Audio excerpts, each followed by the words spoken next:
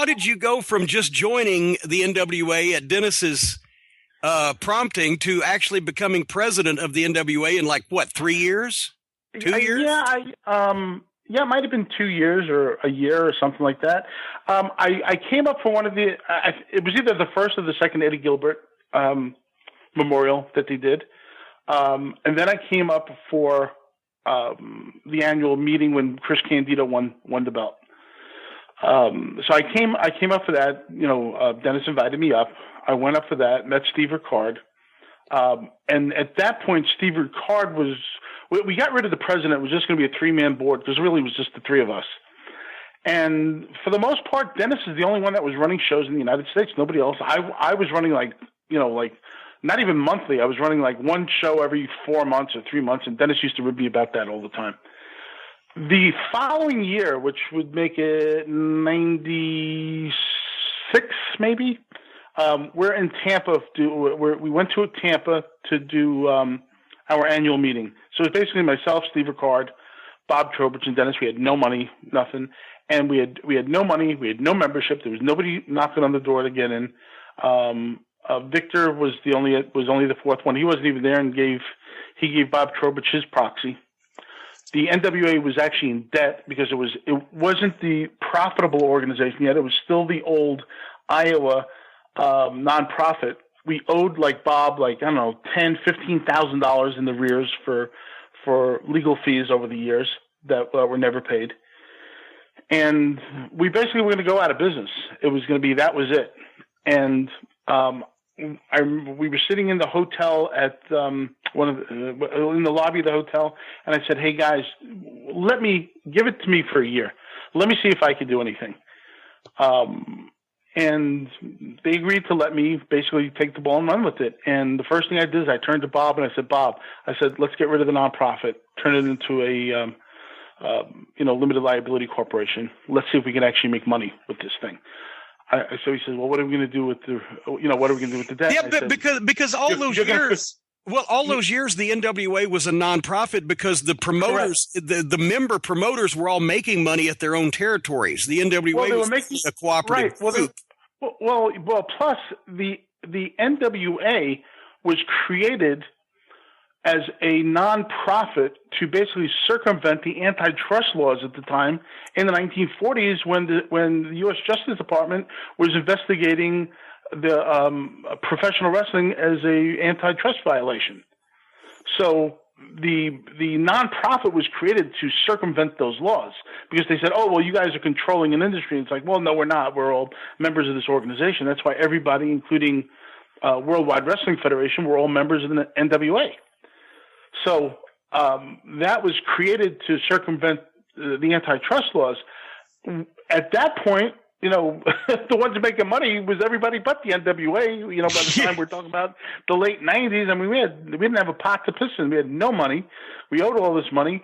And I remember Bob kind of looked at me. It's like, well, what about, the money that's owed to me? And I said, "Bob, will you take one for the team?" And he forgave all the debt that the organization owed him, which was probably $10,000-$15,000 or something at the time. I gotta tell you, Bob really stood up and did right by the organization. So we now had a clean slate, and it was like, let's see what we could do, anything. And that's when I started calling, McMahon's office for a freaking year, and I'm turning me down and couldn't get shit done until you gave the phone call that December evening saying, "Hey, how would you, Dennis, like to come on television?" It's like, what is this, a rib? And it's like, "No, we're gonna fly you up." And it's Vince's idea. Yeah, it's like I'm calling him every week for a year. You're talking to him every week for a year. Couldn't get shit done, but just going on TV.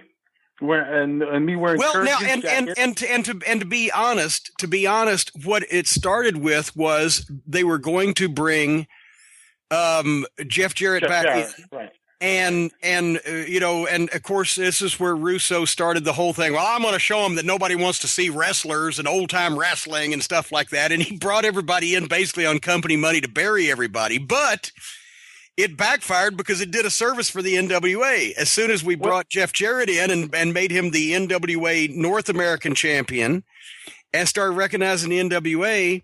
He may have buried all the guys on the show, whether it be the Rock and Roll Express or Dan Severn or whoever the fuck, but your membership exploded.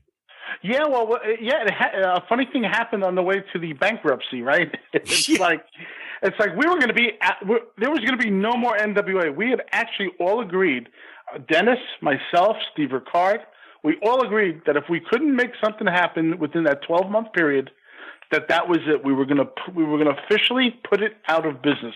We were going to close the doors and never unlock it again. And by going on television, the phone started ringing. It's like all of a sudden these people wanted to join the NWA, and it was like, holy crap. So whether it's you or Vince Russo or Vince McMahon or whoever the hell we had to thank, if not for going on WWF television, there would be no NWA today at all. A lot of people sit there and they say, well, if not for me and Dennis, and really, quite to give the devil his due, Dennis was the one that kept that thing alive when nobody else gave a crap about it. He really, really did. A lot of people give me credit, and the only credit I get is making the deal with you guys to be able to do that. But really, well, now, and by the way, it almost went south before it started with your first day on television. Oh, geez, up there and you forget your fucking suit. Well, a couple of crazy things happened that first week.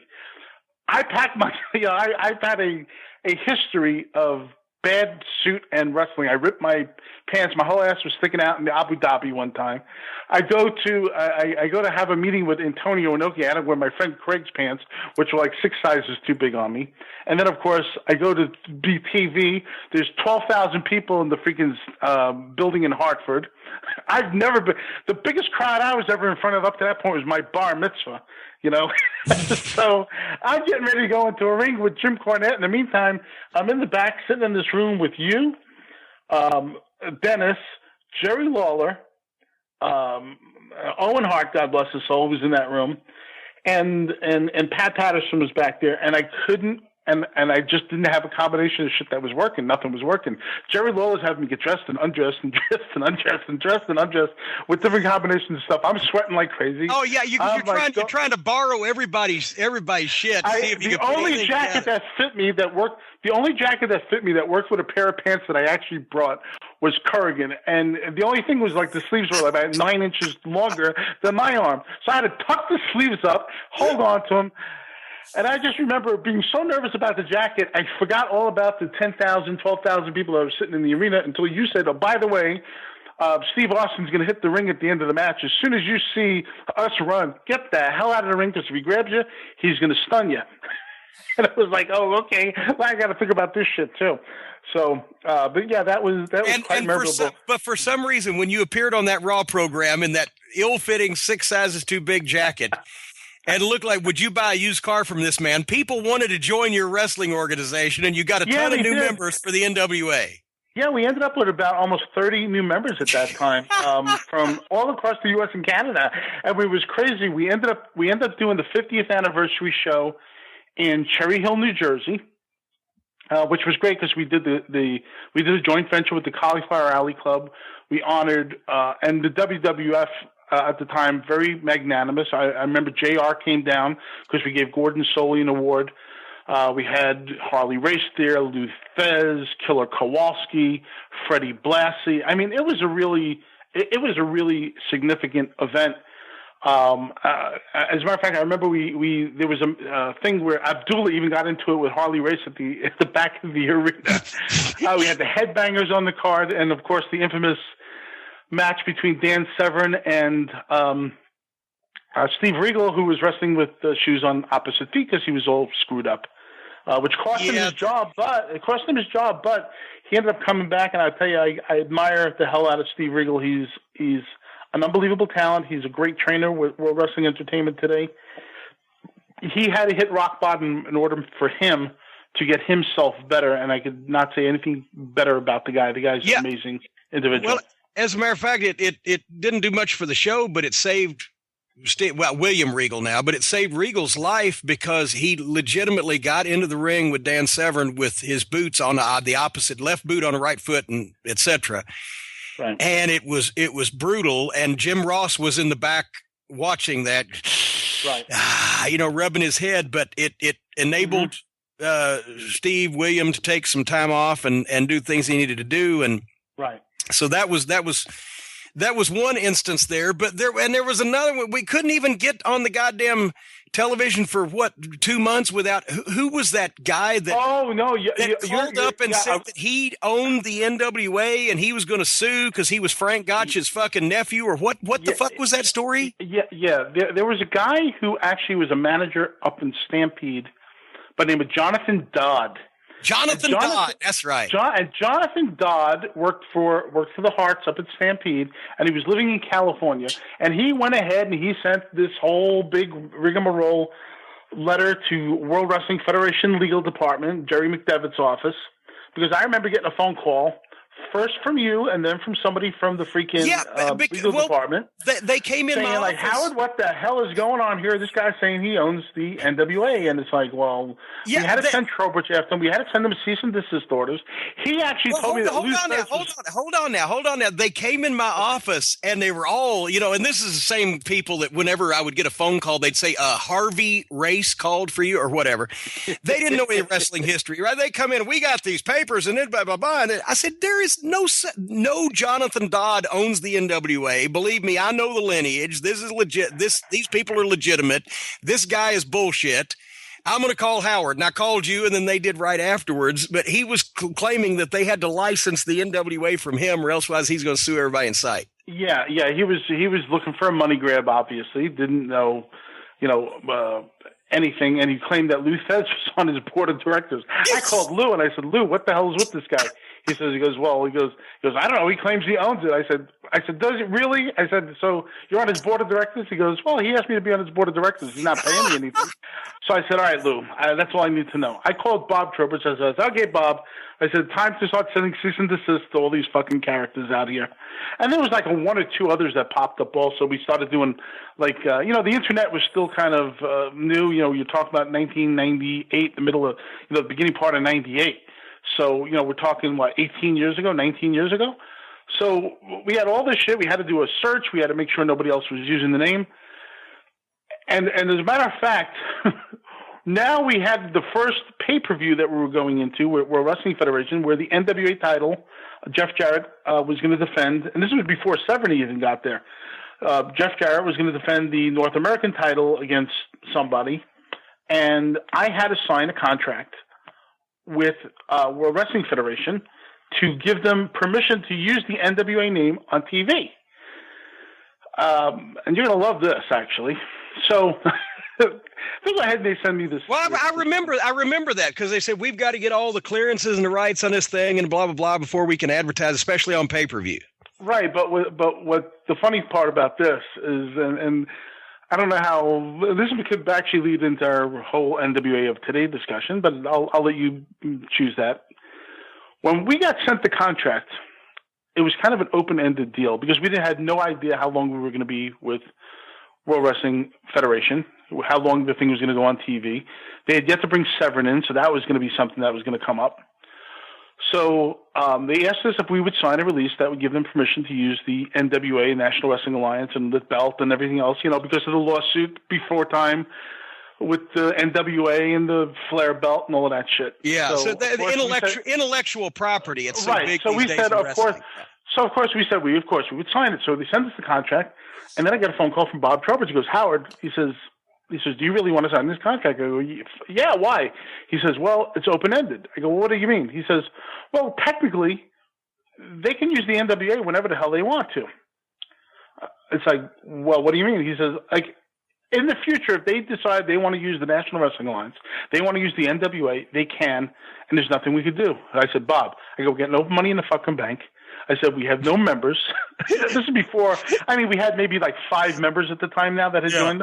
I said, this is going to give at least the promoters a chance of making some money by having the exposure on WWF television. Because we were.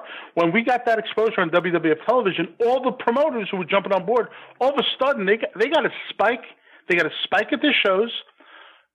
You were doing third-party bookings, which we were able to get talent, was like second and third tier talent, but we were able to get some talent from World Wrestling Federation.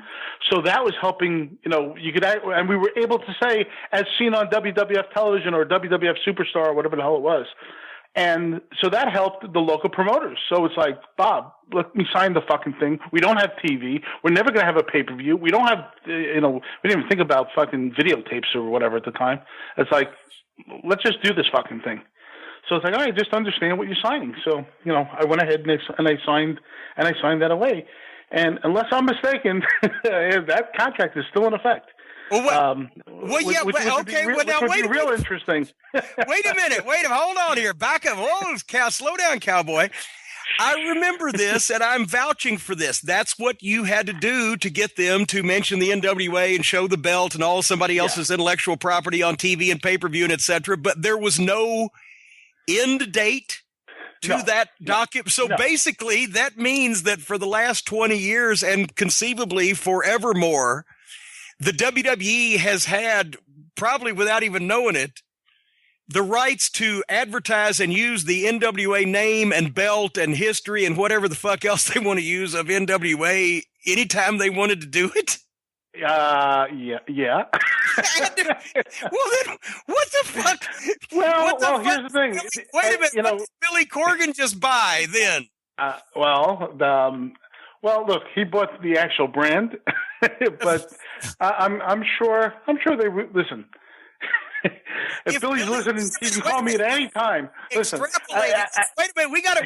Hold on. We're extrapolating further here because we might have a scoop. If Billy Corgan was to build up some type of presence for the NWA, whether it's a promotion or a group or a cooperative of promoters or a brand or whatever the fuck, if it does take off, the WWE has a contract sitting there in its files in Stamford, Connecticut that says that they can use the name and the likeness and the belt and the Zabada anytime they want to. Yeah, pretty much. And I'm sure if they can't find their copy, I know I still got a copy because I don't throw shit out. So I know I got a copy of that thing. But listen, are they going to do that? I don't think they would. I mean, not to put anything past anybody, but it's if they haven't done it in 20 years. I don't think they would. I don't think they would do it unless it was something that could drastically benefit them. The NWA hadn't meant anything in a while.